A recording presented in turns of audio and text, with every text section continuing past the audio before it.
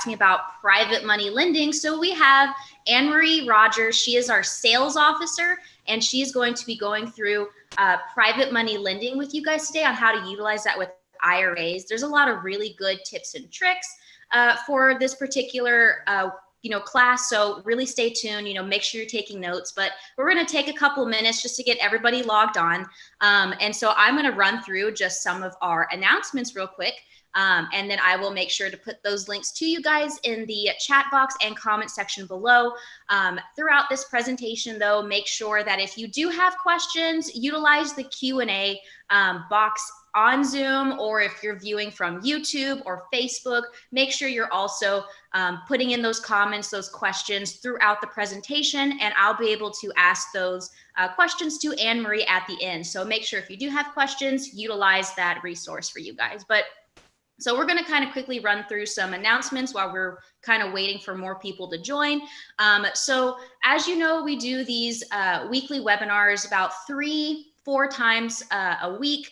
These are all free resources for you guys. So this webinar itself is really just one of many that we do. And I encourage everybody to check out our website at questtrust.com. We have a lot of educational resources for you guys, including pre-recorded classes that our executives have taught, live webinars for you to register to with a bunch of different guest speakers, panels, and so on and so forth.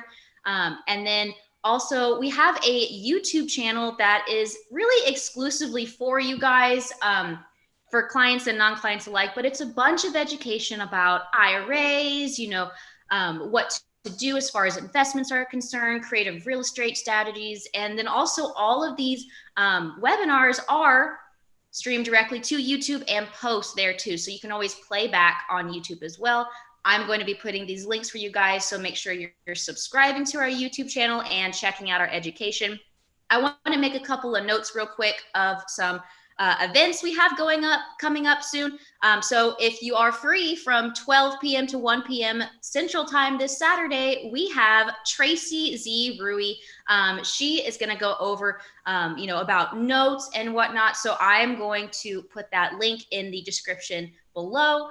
So make sure you're signing up for that free webinar. We have Tracy on for a lot of different webinars that involve like notes, due diligence on notes and stuff like that. So she's a great speaker, and I encourage everybody to register for that class. Also, if you're a realtor, we do have a 3-hour CE course. That's all going to be on February 18th from 10 a.m. to 1. Anne-Marie, I think you're actually teaching that, aren't you? I think so. So guys, if you need some credit hours for your realtor license, we have you. It's completely free, February 18th, 3 hours. So that's a lot. That's a good chunk of part of your elective, I'm pretty sure. So I'm going to send that link below too. So if you are a realtor, make sure you're signing up for that. And if you're not, and you just want to join the class, you're more than welcome to as well. And then special sneak peek before we begin. I feel like this is very fitting for this particular class. We have QuestCon Live Private Lending Edition. We finally have the dates, guys. It's April 16th through 17th, and early bird prices, I believe, are going to start February 1st. I'm not entirely sure, but I'm going to go ahead and put that link for you to get those early bird prices now, because I can tell you right now that that price is going to go up very, very soon to like double the amount. But we have a lot of events going on. We're very excited about a lot of them. But without further ado, let's go ahead and get started with Anne-Marie's presentation over private money lending. I hope you guys are excited, and I will, see you at the end. Perfect. Thank you so much, Nicole. For those of you that have not yet attended the events that we do at Quest, I highly, highly recommend that you participate in those. Truthfully, there is a topic for, it seems like every single person out there, no matter what your investment interest is or your level of experience, there's probably something that you can benefit from. We do education on so many different topics. We do classes on how to buy real estate inside of your IRA. We love to talk about note investing, all types of private entity investments, multifamily, owner financing, right? You name it, we probably have clients that are doing it. And so we love to talk about all the incredible things that can be done inside of these accounts. And of course, be making your tax-free earnings as well. It doesn't hurt that it's all going to be coming back to that IRA tax-free. So thank you so much to Nicole for kicking it off and giving us some of those announcements. Nicole will stay on with me throughout the presentation and will be our moderator for today. Today's class is all about private money lending. So we're going to be talking about one of the most popular topics that we talk about at Quest. We're going to be talking about how you can borrow from trillions, yes, trillions with a T, from IRAs to be able to fund all of your own deals. Or on the flip side, if you'd like to participate in real estate, but maybe the whole toilets and tenants and, you know, the upkeep of being active in real estate may not be for you, private lending is also, on the flip side, a really strong investment that you could consider for your self-directed IRA that often is very secure and makes great returns, but really is more of a passive approach to being involved in real estate. And so Nicole will be along with me today. So as you have any type of questions as we go through the presentation, if perhaps I say something that you would like more clarification or more education on, just chat in the chat box if you're here with us on Zoom, or if you're watching through Facebook on the comments section, and Nicole will be able to help you in live time and get those questions answered. Also, as we go through the presentation, you know, sometimes I might mention a great free class that we have on our website, or maybe a live webinar that we have coming up. All of those are listed on our website, questtrustcompany.com. But also, as we go through, if any of those pique your interest, please again message Nicole and she'll be able to send those out your way. So you just have the link and can get registered to attend. So with that, I'll go ahead and share my screen. Get this going. Perfect. There we go. So as I said, today's class is called Private Money Lending. So we often call this class Building Your Community and Your Retirement. And so the interesting thing about private money lending is, you know, of course, it's a great investment. You know, you can certainly make a high return and take a more passive approach, but still be in the real estate scene, right? There's a lot of perks of doing private lending, but one of the things that, you know, you often don't think about, because you think about it from the borrower perspective, hey, I get access to funds that I can utilize for my deals, or as the lender perspective, you know, I'm able to make a good return more passively, but it's probably fairly secured if you're doing it in a safe manner, right? But one thing that we don't often talk about is the fact that you're truly not only, of course, benefiting your retirement, right? Benefiting your retirement account, but you're also building communities.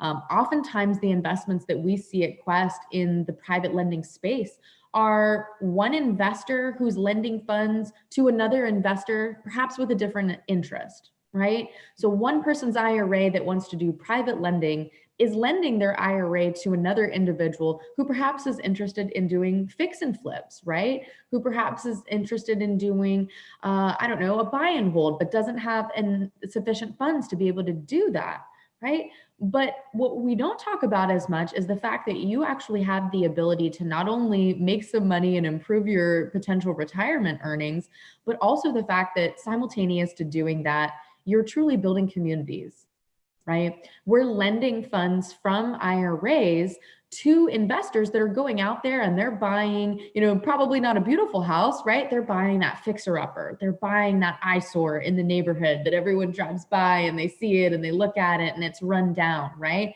They're buying those homes and investing into them, potentially flipping them. And in return, people are living in that community, right? It's probably making the area go up in value. So you're improving the community simultaneous to really making a great return tax-free back to your retirement account. A little bit about me before we dive into it, guys. My name is Anne Marie, as Nicole mentioned. I am one of our certified IRA specialists at Quest Trust Company, which is a designation through the Institute of Certified Bankers. I'm also our sales officer. I've been with Quest for a number of years. Actually, in March, it will be 8 years that I've been with the company. And I've really worn a variety of different hats in my time there, from working in our new accounts department to managing our marketing department, being one of our IRA specialists. Now, in the last year, have transitioned into overseeing what we call our sales department. And so our sales department consists of our IRA specialists who are the most well-versed in IRA type of knowledge. And really, they're on the front line for our clients and for our prospective clients who are interested in learning more. So your IRA specialists are going to be the individuals that can talk to you about your personal situation, the investments that you might be interested in. Is that permissible in the IRA? What would the tax benefits look like for doing that type of investment? And really then liaise for you as you move over existing accounts from a current company that you may be with. Maybe you've got an IRA or a 401k and that's at another company, right? They're going to walk you through that process of how exactly can we help you to get those funds moved over so that then you can start utilizing them for that self-directed kind of alternative investment that you have selected for your IRA. So really, it's a pleasure to be here with all of you today. And with that, we'll go ahead and dive right in. So let's talk about what we'll cover today. First off, we're going to go through our self-directed IRA basics in 10 to 15 minutes. If you have not participated in our self-directed IRA 101 class, as we call it, I really, really recommend that you take advantage of that. There's a couple different ways that you can watch this class. We have a previously recorded version that's archived on our website. Nicole will drop a link to that. You can watch those just directly on our website. And like I said, it's previously recorded. But about once a month, we also do a live version of that, right? So this is a great class. We kind of call it our self-directed IRA 101 or foundational class because it really goes over the need to know information if you are considering using a self-directed IRA or if you're a brand new client with us and you're kind of trying to get the lay of the land and figure out how it all works. It really goes over in depth all of the different accounts that we offer. What are the tax benefits or ramifications with those? We talk about prohibited transactions. This is very, very important because self-directed IRAs are incredible and there are truly so many things that can be done. Kind of sky's the limit. That being said, there are some very key things that you need to be familiar with before doing your investments inside of these types of accounts. That self-directed IRA 101 class goes into it at length. So I highly recommend that you watch that one. During this class, we're going to go over just the basics, the need to know information in case you're joining us for the first time to give you some basis of foundation before we really dive specifically into the topic of private money lending. Now, we're going to be talking about private money lending from both sides of the coin. We're going to be talking about why private lending is mutually beneficial, right? I mean, it's a no-brainer. Obviously, private lending is beneficial to the one that's borrowing the money, right? You're the borrower, you're the one that's going to be obtaining the funds, and this is going to give you the ability to, do all your investments. But we're also going to talk about, as a lender, why can this be a beneficial investment for yourself, for your IRA, and how you can both benefit, both protect yourself, and be able to successfully do this type of investment. Afterward, we'll talk about where you can find some more information and education. So our disclaimer at Quest is that we do not provide any tax, legal, investment, accounting type of advice. We don't endorse any products or services or investments of any type. Everything that I'll talk about today, all the information is strictly for educational purposes. We highly encourage you to consult with your attorney, your financial advisor, anyone that's assisting you prior to entering into any type of investment. Really, guys, what this disclaimer is breaking down to saying is truly just an explanation of what our role is at Quest. Our role at Quest is we are a self-directed IRA custodian. So our job is to provide you a retirement account or some other type of investment vehicle like a health savings account or education account for your kids, right? We provide you this vehicle and then we do the administration of this account. right? However, it is a self-directed IRA. And the reason that you're pursuing this type of investment is because you probably want to take control of your own retirement, right? You probably want to take control and choose your own investments. Maybe you're kind of entrepreneurial. Maybe you've got extensive experience in real estate or oil and gas or something specific that you can benefit your retirement account. And so the reason for a self-directed IRA is that you're really in the driver's seat and you're the one that's able to choose all your own investments. And so for that reason, Quest, we never sell any investments. We don't provide any investment advice. It is completely a self-directed IRA. And so along with that, of course, comes being able to do your due diligence. And we talk a lot about due diligence. This is one of our favorite topics, though it can be, a little bit heavy, right, to talk about due diligence, right? Not the most fun topic, but such an important topic that is very important prior to engaging into any type of investment. And so we really recommend that you consult with perhaps your attorney or your CPA, if you have a mentor or a coach, whoever it is that's assisting you prior to doing your investments, so that you have that peace of mind that, you've picked a great deal and you've got the backing to know that, hey, you're ready to do this. This makes sense. And then you come back to us at Quest and we help you to process that. So for those of you that may be joining us for the first time, what exactly is this self-directed IRA? If you have been with us for a while, if you're a veteran watcher, you guys probably are very familiar with what a self-directed IRA really is. But for those new folks out there, what is it? What's the legal difference between, just a regular IRA versus a self-directed IRA? The answer is nothing. I'll say that again. So there is no difference between a quote unquote regular IRA, an IRA that you may already have somewhere, your brokerage account, right? Your Fidelity account or your Edward Jones account, compared to your Quest self-directed IRA. There is no difference between the two. So we like to say that, there is no legal distinction, right? An IRA is an IRA is an IRA, no matter where it is. Now, there's different types of IRAs, and we're going to talk about that in the coming slides, but there's really no difference in the accounts that we offer at Quest versus any other company. So you might be thinking by this point, well, if there's no difference, then why is it that I can't buy a house and put renters in and make that rental income tax-free at my Fidelity IRA? The reason isn't in the actual account types. Really, the reason or the difference that lies between the two of these is not in the account type, but rather in what the two companies are going to allow you to invest into or hold within that account. So at a company like Fidelity, and I'm not picking on them, truthfully, I have a Fidelity account that I like to invest with and, do my stocks and mutual funds and things like that. And I do also have my self-directed account at Quest, where I do primarily private lending out of. And I'll show you one of my case studies later. So that's why I like to pick on Fidelity. But with my Fidelity account, I have a huge amount of things I can invest into, right? I can invest into stocks or mutual funds, right? There's all types of publicly traded investments that I can choose from with that type of account. Over at Quest, I have the ability to choose from a broad spectrum of private assets. So the difference is Fidelity, it's going to be publicly traded investments, and at Quest, it's going to be private assets that I've selected. So things like notes, things like private companies, right? Private companies may be doing real estate, maybe doing oil and gas, right? Could be doing a whole lot of different things, or actively taking title to real estate.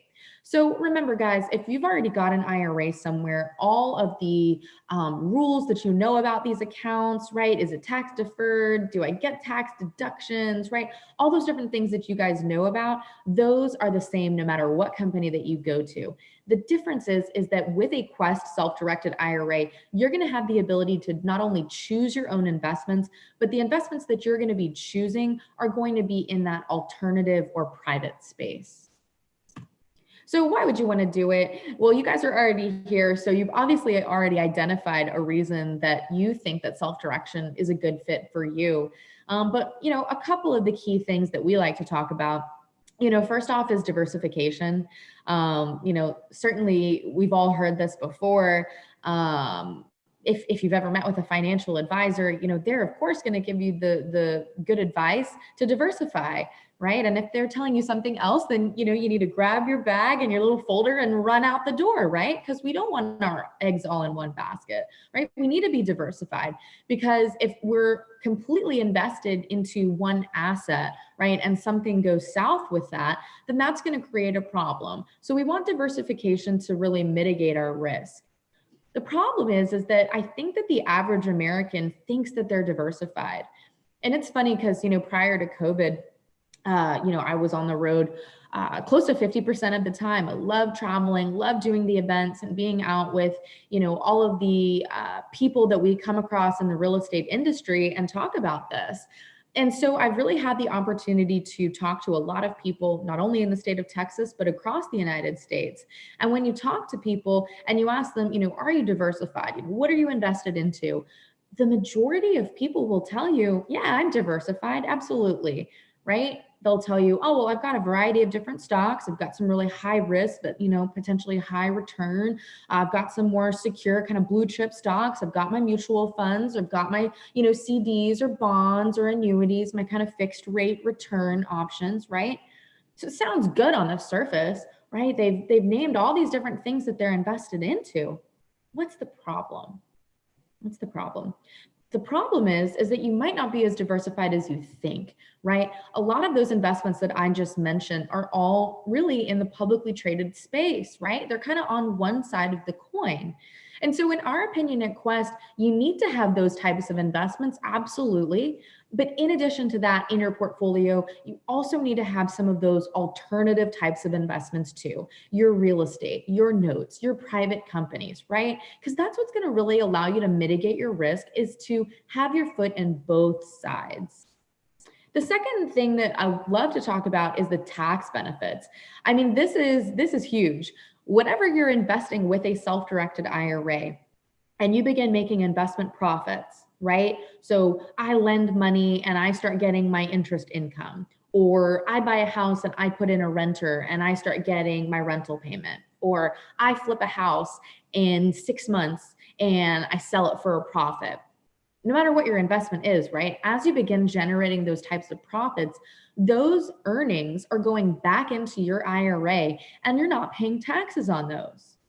So imagine not only having the ability to choose all of your own investments, use your expertise and your knowledge, but be able to make your money completely tax-free back for yourself for in the future for your retirement. To me, that's a no-brainer, right? You can never start too early. And so we definitely are very big advocates of having a self-directed IRA, as well as considering some of the other great accounts that we offer, like health savings accounts or education savings accounts that can even benefit your tax situation today. You know, when we talk about making tax-free or tax-deferred types of earnings to your IRA, that is a huge benefit to you and can really set you and your spouse or your family members up for the future, right? To be able to comfortably retire and know that you're prepared for that. But one thing that I think is so underutilized is being able to utilize a self-directed health savings account or education savings account to benefit you today. And we're going to talk about that on the next slide. Lastly is, you know, with self-directed IRAs, you are in the driver's seat. You're in control of your retirement, right? We do everything. We help you to open your account. We help you to move your existing account over or help you to contribute, right? We're going to help and process the investment. We're going to do the upkeep, right? We're going to do all of those things. But remember, the reason that you want a self-directed IRA is because you have knowledge, you have expertise, or you're working towards having knowledge and training in this area, and you're able to use that to your advantage as you choose all of your own investments. Now, let's really quickly just run through the different account types that we have here. We have our personal, employer, and special plans, 7 different phenomenal accounts that we offer at Quest. Traditional and Roth IRAs, these are going to be your most common ones you're probably familiar with. Traditional IRAs, these accounts are very popular for folks that are moving over 401ks, pensions, 403bs, any type of work-sponsored employer plan, usually from a previous job, all of those tend to roll into traditional IRAs without any type of tax implications for moving them over.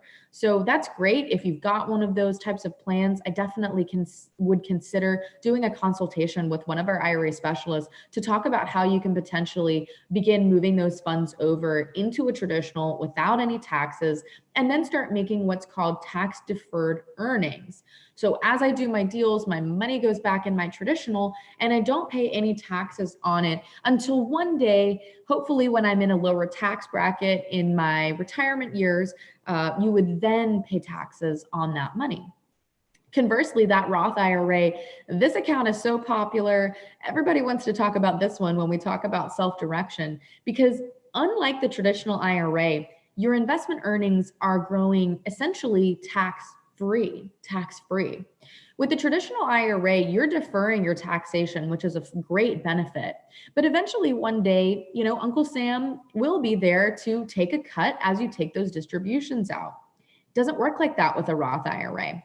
With a Roth IRA, as you begin making those investment earnings, again, your investment earnings go back into your Roth IRA.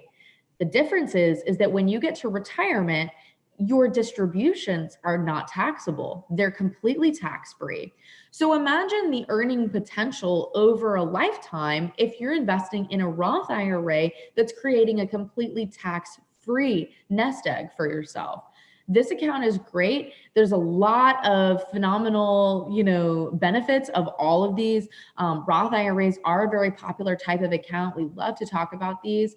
Truthfully, there's so much more. This is barely even the tip of the iceberg of the things that I could tell you about these. But again, I encourage you guys to consult with one of our certified IRA specialists on staff. We will have a link for you at the end of the presentation because really their job is to not only talk about your personal situation, but they're experts on the intricacies of these accounts, the intricacies of prohibited transactions and the things that can be done inside of these types of accounts. And so they'll be able to really give you a full scope of how it would work, what the implications may be, that you can explore with your spouse, your CPA, and really make that right decision for you. The second category are our employer plans, our SEP, Simple, and Solo 401k. These are great for those of you that are self-employed.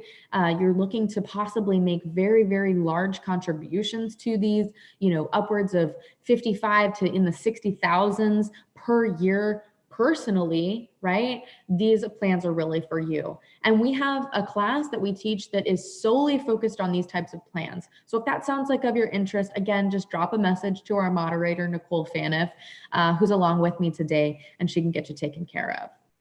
Lastly is our special plans, our Coverdell Education Savings Account and Health Savings Account. So if you were listening on the last slide, I mentioned obviously the tax savings that you get from doing investments and making that tax deferred or tax-free earning. That's great, right? Who doesn't want that?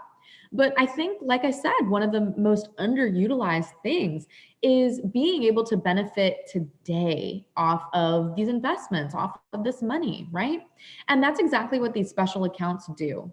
These accounts allow you to invest with the funds right now and be able to immediately withdraw them today to be able to pay for everyday expenses for your children's education and for your family's health expenses.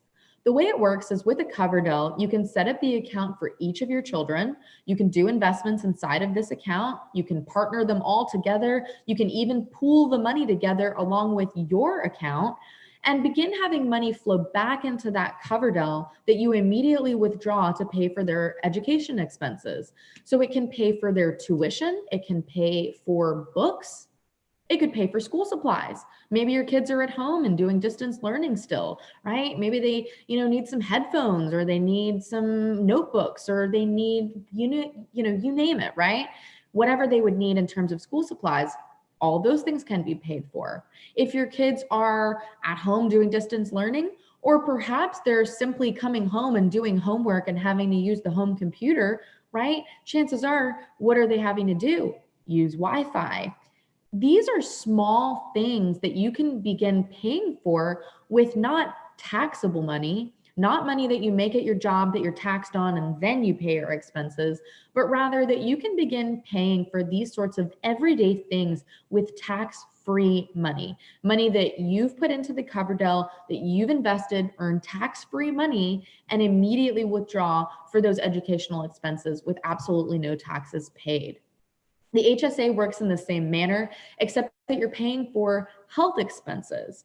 I personally have one. I'm a huge fan. This is one of my favorite accounts to talk about.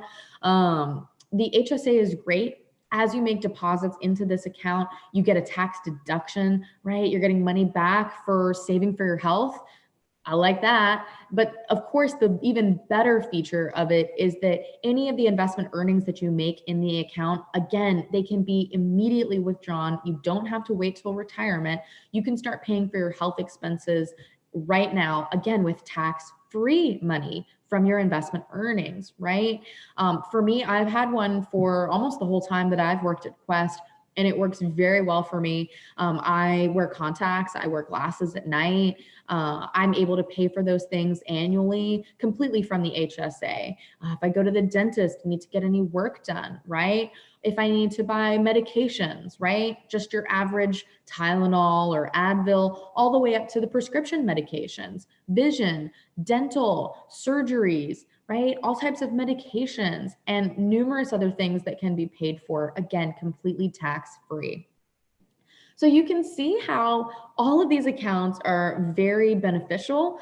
They have different uses, and many of our clients at Quest, they may start off and open up a traditional or a SEP or a Roth or, whatever. And then they hear about these other accounts and they begin adding those in addition to their portfolio. Because remember that you don't have to invest with just one account. Remember that if you did in fact have multiple of these types of accounts, really the money can all be put together and you can utilize that for an investment and have money flowing back into multiple different accounts for those different uses.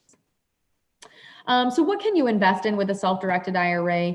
These are just a handful of the things that you could do. We kind of already talked about these, right? Land, single family homes, commercial deals, all types of private entities, all types of note investments, right? Secured, unsecured, convertible, you name it, right? This is just a handful of the things that can be done. So as I said, the basics class, that 101 class, you gotta watch it if you haven't seen it. It's great information. The most important thing that I think you'll take away from it is the information on prohibited transactions. We don't have time in this presentation to go over all of the details of that, but it is important that you're aware that if you are considering doing private lending from your IRA, or you're considering borrowing private money from an IRA, there are some important restrictions that you need to be aware of. There are a group of people, we call these people disqualified persons. They are basically anyone in your immediate family, and you are prohibited from either lending money to one of those people or to their company, and you are prohibited from borrowing from them, okay? So if you're thinking of borrowing money, right, you would not be able to borrow money from the IRA of one of your family members. If you're on the flip side and you're thinking of lending, you would not be able to lend money to your family members or to any of their companies, okay? So the main people that are disqualified are going to be yourself and your spouse, your lineal ascendants and descendants, so people up or down in your family tree, like your parents, your grandparents, your children, your grandchildren, and any of their spouses, okay? So just to give you a quick example, if I want to lend out my IRA and do a private loan to someone, perfect. Me and Nicole Faniff, who's moderating today, her and I are not related. That's a permissible type of investment, right? But if I decide, hey, I think I'm going to loan to my son, or I think I'm going to loan to my daughter's company and her husband, right? That would be a no-no, right? Because they're disqualified persons. And that's one of the great things about having one of those consultations with an IRA specialist is they're going to be able to go over it with you in so much more detail and really talk through your specific investment and talk about kind of the do's and the don'ts. So with that, now that you have some basic understanding of who you're not able to lend to or borrow from, let's talk about some of the tips and tricks that we have for you today. So we'll kick it off with borrowers, and then I'll share with you some of the tips and tricks for lenders. So let's talk a little bit about what are some of the things that you should be considering if you're considering borrowing private money from an IRA. So, this might seem a little bit cliche to you guys. You're probably thinking, man, I always hear people say this, right? Remember, your net worth is your network is your net worth. But it's so true. You don't even realize the amount of opportunity that surrounds you, right? I can't tell you how many times I've even been on the road and I've been traveling, right? And I've met people at the hotel or in the airport, right? Your network is bigger than what you think, right? But even if that's not the case, even if you're not like me and you're out on the road and you're always at events, right? And you're doing those sorts of things. One of the great things that we do at Quest that really, I think has helped our clients be able to grow their network is, we cannot connect you with an investor, right? So, if you come to us and you're like, hey, I got $500,000, I'm ready to deploy it out, right? I can't pull you to the side and be like, all right, let me come and show you. I got someone over here that's got a deal, right? We can't do that. Right? Because we can't sell you investments. We can't connect you with investors. So it's up to you to find someone to be able to borrow money from, right? But even though we can't connect you with investors and we can't give you that type of investment advice, I think one of the key things that we do at Quest is that we provide you opportunities to get in a room, whether that be literally physically in the room or whether that be now virtually in a Zoom conference with someone. But we do still, even doing all of our events virtually, hundreds of events every single year still, right? So we do, most Tuesday, Wednesdays, and Thursdays, we do events. We do events every single Saturday, right? We do a whole variety of different events, some educational like this one where it's really content-based, some where we bring in guest speakers so you can see other experts on these topics that are really doing these types of deals. And I think most importantly for you guys, events where you can actually network. Our world has changed and it's different now with COVID. We're not having live events. And so it does make it a little bit more challenging to get out there and create a network of people if you don't already have one. But one of the events that's really taking off that we're doing is a happy hour style of event where all of our attendees are able to join and they're actually able to network. It's not an education-based event. You're able to actually chat with a whole group of people, and there's different breakout rooms where you're able to engage in conversation with people, possibly talk about deals that you're interested in doing, and probably even pitch to people who may be there, who may have money to deploy. So I highly recommend that you guys take advantage of those types of events. If you don't already have a network of people, then you need to engage in the real estate industry and be able to find those people so that you can start utilizing the money in their account to do all of your deals. This one's huge. So let's say you've got your network, you found your person, right? You've got someone that says, all right, I'd like to lend you the money to be able to do all of your own deals. I think one of the important things is that you need to be able to show them some of your experience, right? And one of the things that we talk about is having a potential success book. So for those of you that it's not your first time doing an investment, we highly recommend that you gather some of those success stories, some of those case studies that you have of times that you've been able to do investments that were successful and put together a little informational packet for someone, right? If you went to the bank and you were going to go to the bank to borrow money, right?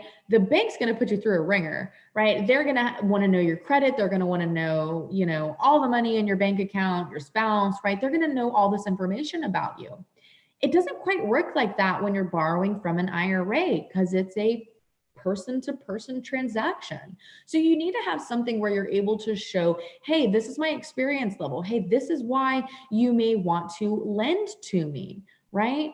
So having a success book is really going to highlight your experience level. And if you don't have experience, if you've never done this before, then I certainly would recommend having something else that you can demonstrate to them, right? So if that be still something like verifying how much you're making, right? What is your credit? Any type of experience that you have that can speak towards why they should lend you the funds is just going to work in your favor. It's important that as you're exploring finding a lender, trying to figure out, who would be the one that you would be borrowing from, it's important to assess their risk tolerance, right? So, this has always been the case, right? Different people at maybe different stages of their life are going to have perhaps a different type of risk tolerance, right? Perhaps someone more on the younger side versus someone that's right about to retire, maybe their risk tolerance for doing a different type of deal, it may be different, right? So assessing your lender's risk tolerance and making them feel comfortable is really one of the key things that you need to do as a borrower, right? If your lender is brand new, then maybe lending the majority of their IRA just might not make sense for them. Or if they're getting very close to retirement, again, lending a huge portion of their IRA just might not make sense for them, right? So dependent on who your lender is, you want to assess their risk tolerance and ultimately make them feel comfortable that this is going to be a good investment and it mutually makes sense for the both of you. Anything that you can do to make the process easy for your lender is really a no-brainer here. You want, at the end of the deal or during the transaction, you want there to be a good taste in their mouth. You want there to be no doubt in their mind that if they got the opportunity to lend you more money, that they would do it again. And so one thing that we often see is, assisting in coordination. Sometimes that comes in the form of having conversations with us at Quest as well, being involved in that sense, as your lender may want or not want. Could also be potentially paying for expenses, right? Paying for expenses such as custodial fees, Quest fees, right? On behalf of your lender, right? So at Quest, when you do a transaction, right, one of the key ways that we make money at Quest is as you guys do deals, we charge our clients a fee for the processing of that, right? So one of the things that you can do as a borrower, and I frequently see borrowers do just this, and it's something you can do to be competitive against someone else who may also be trying to borrow funds, is you could potentially pay for their Quest fees. Certainly this is an optional thing, but it is something that you can do to really make the process easy, seamless, and really, again, like I said, a no-brainer for your lender that when the next time comes around, they're ready to go. They know that they want to do business with you again. And the last one, this is so, so important, is to protect your lender's interest at all costs. At the end of the day, private lending can be a very strong investment. But it is an investment. And the reality is that as with some things that you invest into, some of them, you hit it out of the park and it was a good deal. And some of them don't quite go as planned, right? The important thing is that, as I mentioned, in comparison of doing private money versus doing a loan from the bank, at the end of the day, when you're doing private lending, what's it called? It's called private lending because it's a private negotiation between really two individuals. It's going to be you and the IRA account holder, your lender, right? And so you want to make your lender feel comfortable. You want to make your lender feel that this is going to be a good transaction for them, for you, and know that should anything go south, that you're going to be able to protect your lender's interest at all costs.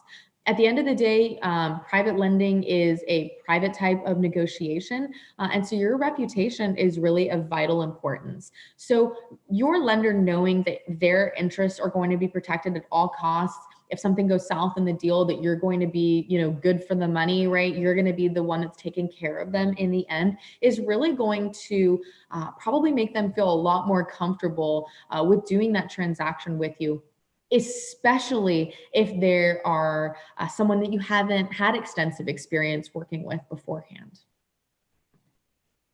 Okay, so hope that was helpful for those of you that may be watching who are borrowers.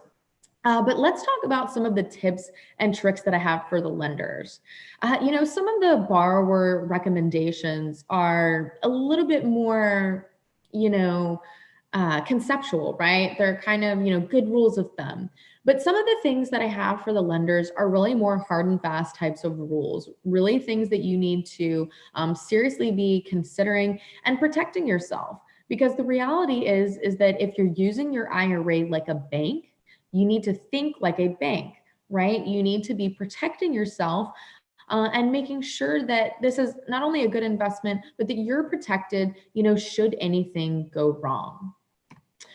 So invest with someone who has both integrity and capability. You want to lend to someone who has both integrity and capability. Now, I have to be honest, that is not my advice. That's not my words.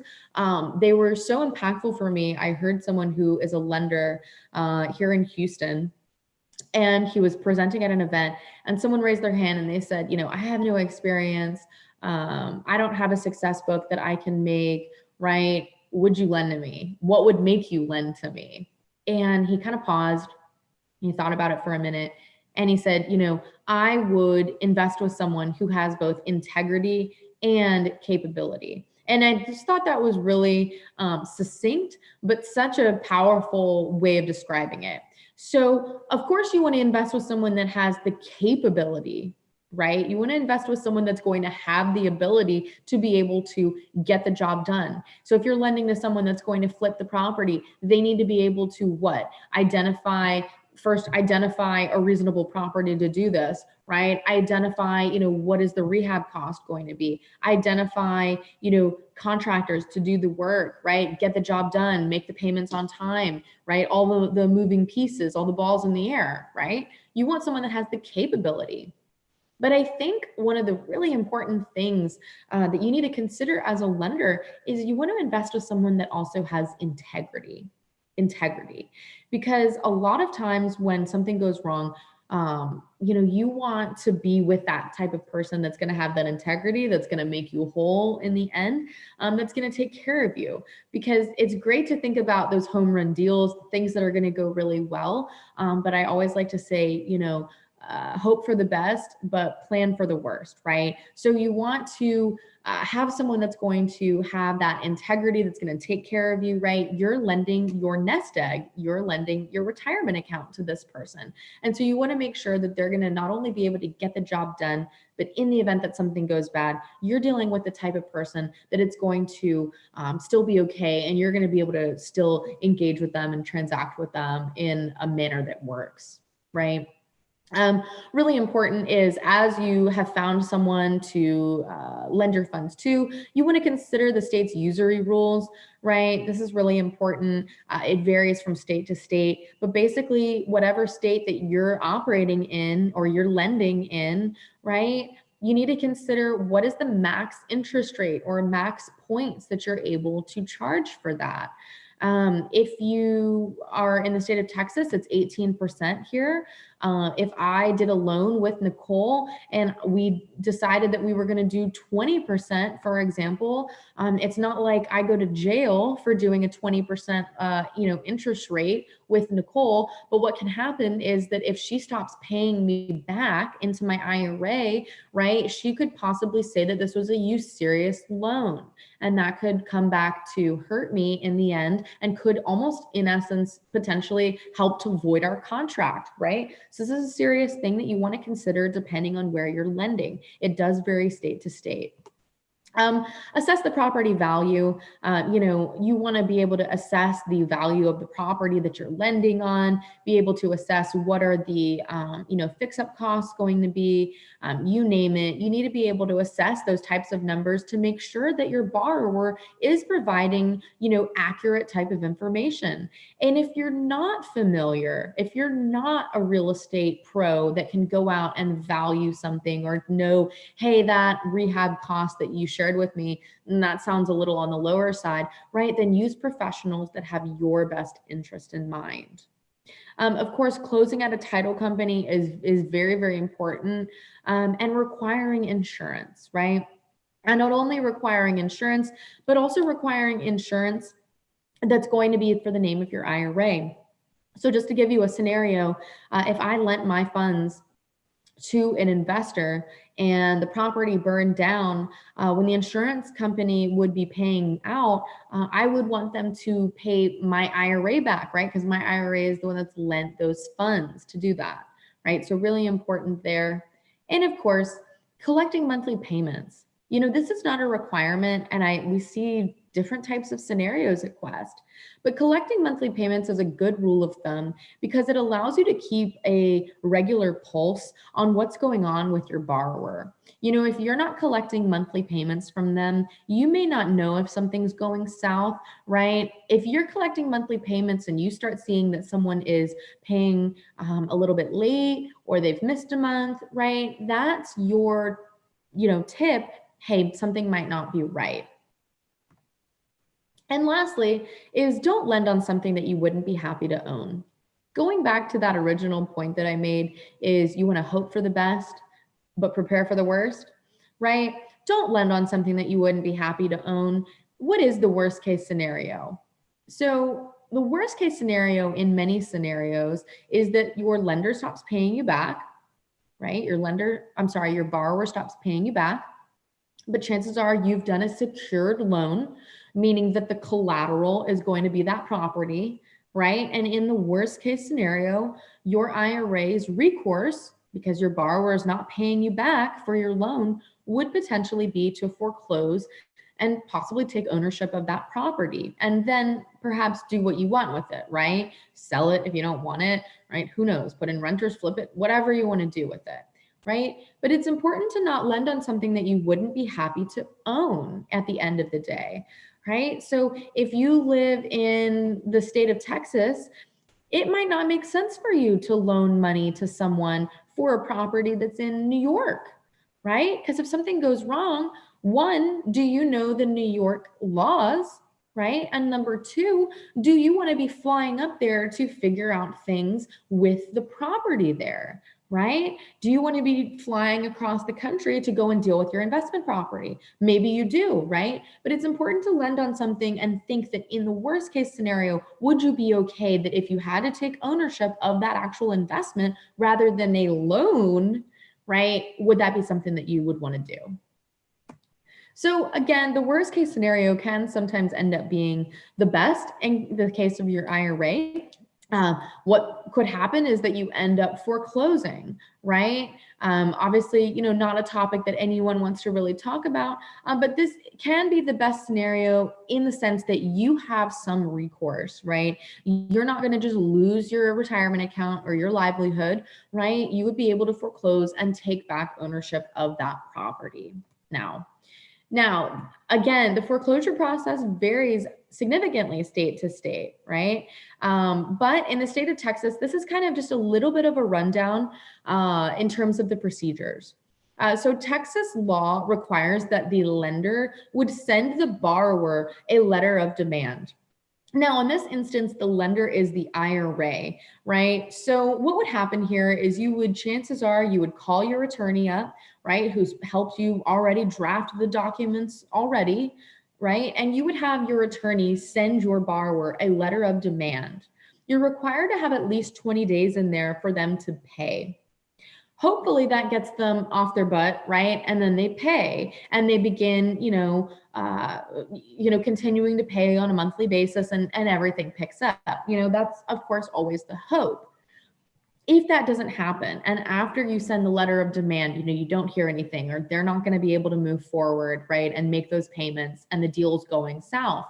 The next step, if you are going to move forward with the foreclosure proceedings, you're then going to do essentially kind of a 3-step thing. You're going to file the foreclosure notice with the county. This has to take place after day 21. You're going to then post the foreclosure notice at the county courthouse.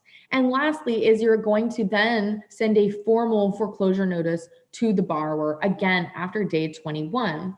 And Texas is the fastest state to be able to foreclose. You can then foreclose on them the first Tuesday of the following month. So depending on the timing really of all of this that you do, it could be in as little as essentially 41 days, right? So it's very short. And I think this really kind of speaks to why private lending is such a common investment that people like to talk about in this state, but, I mean, truthfully across the United States. But you can really see, because it does give you that protection as a lender, that you have the ability to have some recourse fairly quickly. There's other states out there that, you can't foreclose on someone for a year, 2 years, right? So that really certainly makes it something more to consider in that equation before you would do the deal. This is essentially the same thing, but just giving it to you kind of in a different format. Again, you send the borrower your letter of demand. You do that 3-step process. You file the notice, you post the notice, and then you send the formal foreclosure notice. And then the foreclosure sale takes place the first Tuesday of that following month. Okay, so let's go through a quick case study here, just so you guys can get kind of a visual of how this works. So Jack Brown, who is one of our Quest clients, had $100,000 in his IRA, and he wanted to loan $98,000 of that to an investor, first mortgage, on a $140,000 investment property. Okay, so basically what was going to happen here is Jack Brown and the investor came together, right? The investor had identified a property that he wanted to move forward with and purchase, and Jack Brown had $100,000 that he in his IRA that he was able to loan. So what they did is they came to again, private negotiation of all the terms, right, to loan Jack Brown's IRA to this investor. So some of the terms here that you see, a 9% interest rate, right, that's a private negotiation. It varies, right? There's lots of fluctuations in terms of what we see. Again, it's a private negotiation. So if you negotiate 5% with someone, that's, that's your call. If you negotiate 9%, right? Just depends on, again, what you and your borrower or lender are going to negotiate with each other. Minimum loan term of 3 months. Basically, the minimum loan term of 3 months was essentially so that Jack Brown, wasn't going to go through the process of having his attorney draft up all the documents and, go through the process of it. Not that it's hard, but, it's going to take some time to draft everything up and get it all ready. He wanted to make sure that the investor wasn't going to just turn around and do the investment in a month, right? And then, the investment is over. So he put in there a minimum term of 3 months, just to make sure that that would be the minimum time in order to be paid out.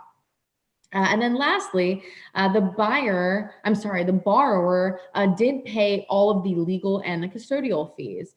So the minimal amount of fees that he paid for, the attorney and for the custodian, he did pay for all of those on behalf of his lender. Again, one, to be competitive against the other borrowers that are out there, but also really just to create that good rapport, that good relationship, so that, next time that the investor has a deal come up, that Jack Brown's like, I want to work with that guy again, right? He made it seamless for me. So kind of the step-by-step here, in order to actually process this, for those of you that are the Quest client that would be lending the funds, this is kind of what that would look like. So Jack would complete, along with our transactions department, you would get a specific transactions representative that would hold your hand and really be with you throughout this whole process, but they'll send you the paperwork, one of those things being the direction of investment form. Also, the title company or the attorney of generally Jack's choosing prepared the note, the closing docs, and they show that the lender, it's not Jack Brown, right? Because it's not Jack Brown in the flesh that's going to be lending the funds. It's Jack Brown's IRA, right? So it's going to be titled as Quest Trust Company for the benefit of Jack Brown's IRA and his account number. Jack will approve all the closing documents. He will, provide us all of the instruction, but Quest will actually wire the funds to the title company for the closing. And of course, the deed of trust will be recorded by the title company and copies will be held at Quest. Skip that one. So why would you want to consider being a borrower versus a lender? This is just a quick recap for those of you that are considering why you would want to do private lending, why you may want to borrow funds from an IRA or lend funds. If you're a person considering being a borrower, it is the truly fastest way to obtain funding for a deal. Once you've identified your lender and the two of you have negotiated and figured out, hey, we're going to do, 6% interest and a point, and, this is how long we're going to do it, right? Once you guys come to that negotiation and you submit the paperwork to Quest, we then take 24 to 48 hours to review the documentation. And after 24 to 48 hours, we fund the deal, right? So we're sending money out after less than 2 days, right? As long as all the documents are accurate and they're ready to go, you as a borrower could have had your funding in under 2 days, right? So that's very, very quick. And you're able to really, rapidly be able to do that type of investment. There's trillions of dollars in IRAs in the United States to be able to fund your deals. Remember that your net worth is your net worth.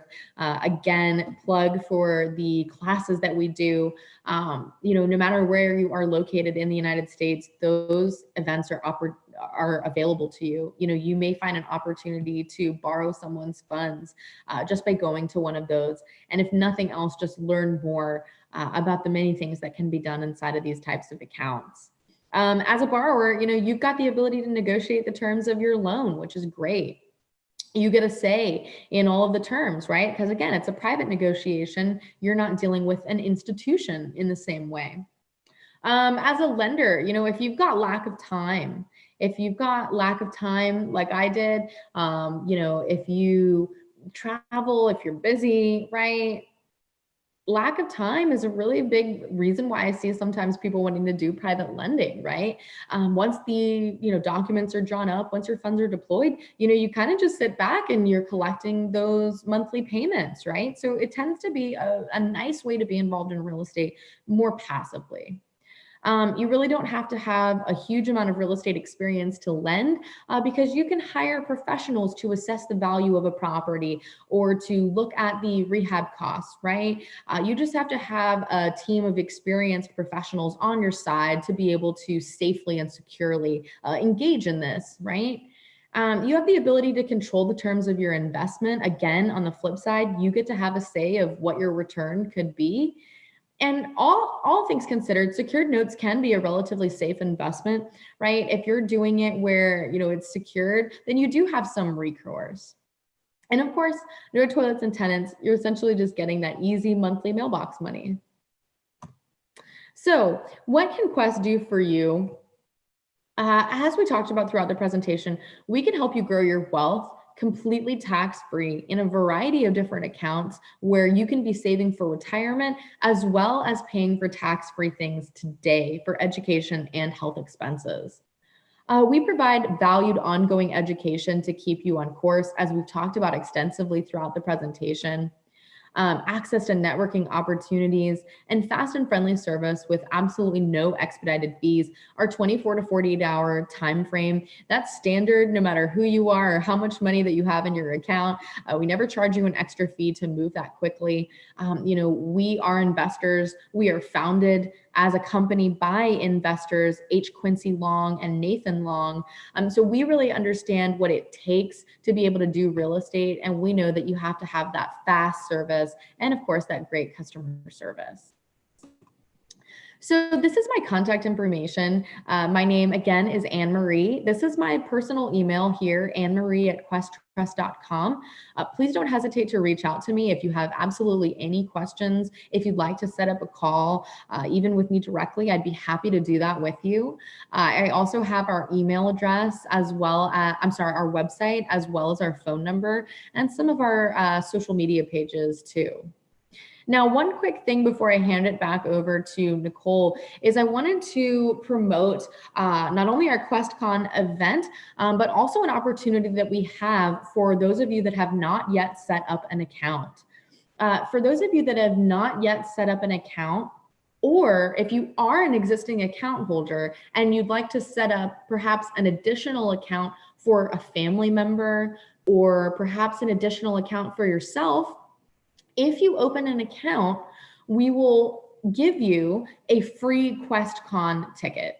Now, QuestCon Live is a great event that's been put together by our amazing marketing team that we have at Quest. This is our third one that we're having. We keep getting requests to bring them back. And so this time they've put together specifically an event that is focused on private lending. So we're going to be talking all about how to safely and securely do private lending, borrow money, where to find it, and all of the ins and outs that you have to know to either be a private lender or a private borrower. And we're going to have real people who are actively doing these types of deals on both sides, lenders and borrowers, showing you exactly what they do and talking about real case studies where they've been successful at doing this. So if you've been on today, I hope you enjoyed the presentation. I hope you enjoyed, again, kind of just this tip of the iceberg of private lending. But I highly, highly recommend that you take part in this great event. If you do open an account, essentially what will happen is one of our marketing representatives will reach out to you and they'll get you a free ticket to this 2-day, full day of education on private lending. When you set up your account with one of our IRA specialists, you'll simply use the promo code QCL2021. Don't worry, if you don't remember that code, they'll be able to help you out and to give you that one. But again, I hope you guys enjoyed the presentation. I hope this was helpful in teaching you about private lending, and take advantage, guys. Remember, your network is your net worth. You need a network of people to be able to borrow from in order to do private lending, and QuestCon can be a perfect way to kickstart that for yourselves. So again, thank you so much. I will go ahead and hand it back over to Nicole to wrap it all up. Thank you so much, Anne Marie. That was a fantastic presentation. So quickly, one moment. All right, guys, if you are interested in setting up a consultation with a certified IRA specialist, scan in this QR code. So just take your phone and then pull up your camera app, and then just go ahead and scan with your finger pressed on to like focusing on the QR code. That's going to pull up our consultation page. So if you are interested in speaking to an IRA specialist, whether you're interested in private money lending or not, or just, some other type of alternative investment, or you just want to check to see like how your retirement's on track. We do these consultations all day, every day. Whether you're a client or a non-client, if we're with another IRA custodian, or if you're with Quest, it does not matter. We at Quest are here for you. We want to provide those opportunities to you because, once again, we do believe that everybody has the right, but not everybody has the opportunity to receive quality education and be able to really forge their path when it comes to their finances, their retirement. We want to be that resource for you. So make sure you're scanning in this QR code and talk to an IRA specialist today. I see I have how long is the lending? I guess that depends on what you're lending. So that's really up to you and the borrower or the lender, depending on what that's going to be. As far as if we need like original note or a copy of a note, I'm not in our transactions department. So I want to say that you can get a copy of the note, but it just has to be read and approved, with the wedding signature. So a little bit of both, but you can talk to someone from our notes department at notes@questtrust.com, and a representative will be able to go through the entire list of paperwork with you, all the nitty-gritty details and stuff like that. Again, we're here for you. Consultation, talking to our transaction specialist. That's all we really have for you guys today. So if you are interested, again, in a consultation, just scan the QR code. Or if you just want to learn more about IRAs, make sure you're following us on YouTube. We post 3 times a week. So, just perfect. There's really no excuse not to receive that free education at this point. All right, I'm going to stop sharing my screen. And you know what, guys? I will see you in the next webinar. So make sure you're RSVP'd on Saturday, and you have a great rest of your day.